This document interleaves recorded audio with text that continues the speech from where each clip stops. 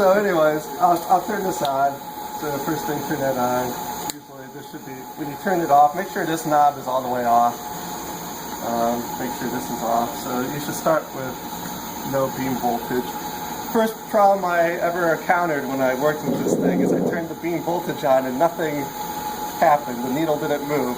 What do you think was wrong if you turn this knob on and you don't see any beam voltage? Red button. Nope. Power source or your gun's not plugged in. Make sure your gun is plugged in. That was the first problem I ever encountered when I was here. So basically, I just like turning it up slowly, even with the extraction voltage as well. So just start by turning it up to 0.5. Let it give the needle a moment just to make sure it's stable. And then turn it up again. So this needle, you can see, is a little bit below 1.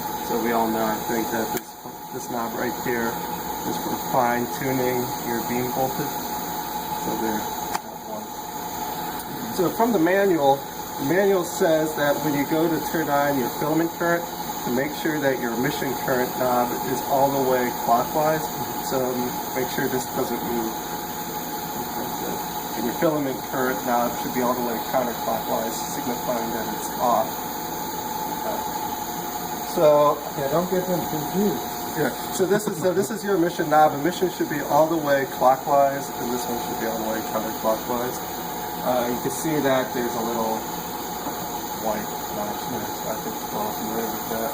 Alright, so the important part is really with this filament knob.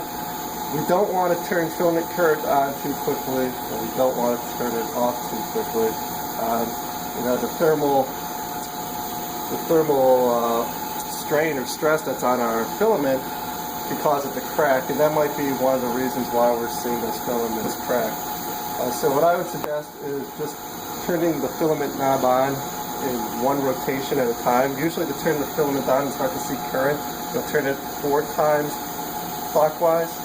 So just do it 1 turn clockwise at a time. And just let it sit for maybe 2 or 3 minutes. Sometimes you'll see the pressure in the chamber go up because you're forming heat that's being generated, so that'll affect the pressure in the chamber. The heat causes some extra molecules to dissolve.